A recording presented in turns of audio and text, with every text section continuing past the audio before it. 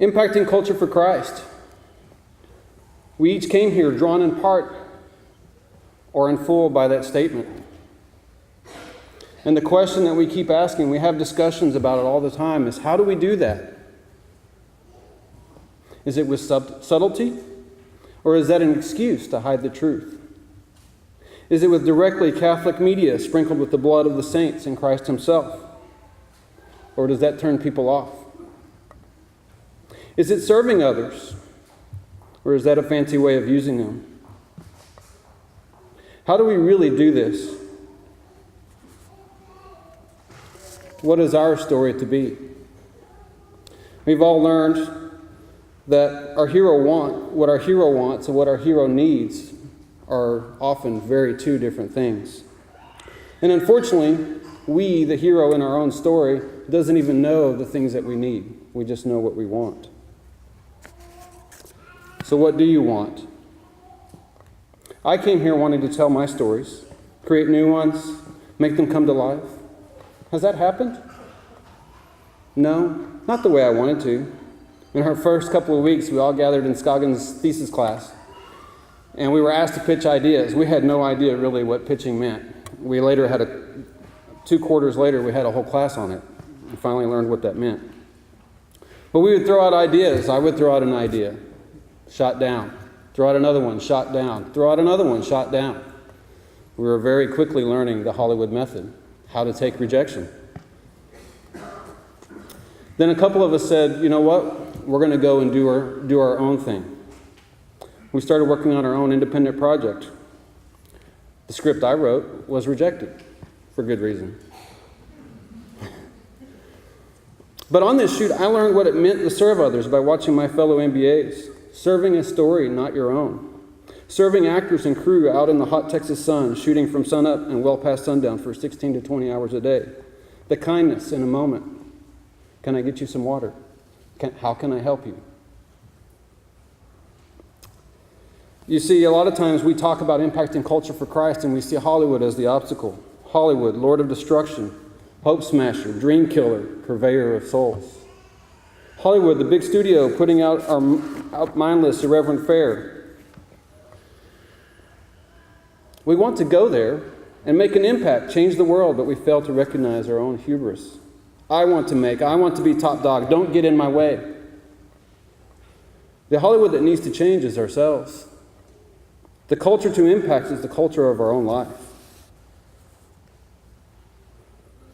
But let me put this in perspective. So, most graduation speeches, a lot of people you're not going to remember. So I'm hopefully going to give you a little thing to remember. Our most precious commodity as filmmakers, as people of God, is time. So how does God see time? A day is like 1,000 years, and 1,000 years is like a day. This is a paradox of time in God's eyes. So let me do a little analogy exercise here. 1,000 years is like a day. If you live to be 100 years old, that's about 2 hours and 23 minutes. Let's take this a little more visual. Look at the corpus. 13 feet high. Now, take a look at your fingernails on your hand. Go ahead, take a look. Take a second. You now have an excuse to look bored. Okay? Look at the very edge of your fingernail. See if you can find or even imagine the very end where your fingernail disappears into atoms or molecules. 1,000 years is like a day. 13 feet is 0.01 millimeters. The very edge of your fingernail. We are so small. We are so tiny. God, however, views 1,000 years as but a day. From here to the moon is 30 Earths away, or 93 million statues away. And yet, God gives us the chance to cooperate with grace and make a difference in the space of a fingernail. Our words, our deeds are but dust in the wind, but God uses them. He rescues the lost and the sinner with the most broken of vessels, the insignificant, the poor, the tired, and the humble. But it is Christ who makes the impact, if we will let him impact our own hearts.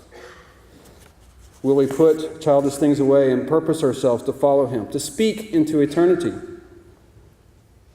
by just one word, one act of kindness? We can impact someone's life from here to the moon and back.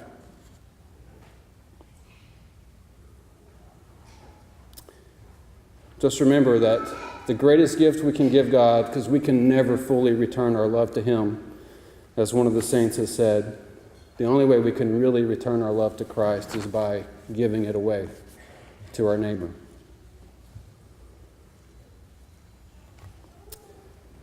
But just know that a day is like 1,000 years. God has given you this fingernail-wide life here on earth with the hope of heaven and an eternity to follow. So enjoy every moment as you go forth from here. Don't sweat the small stuff, because it's all small stuff. In the end, if you're a writer, write. If you're an entrepreneur, go make business happen. If you're a director, direct. A teacher, professor, seek to improve your instruction. A father, a husband, a mother, a wife, do the things you need to do. No more excuses.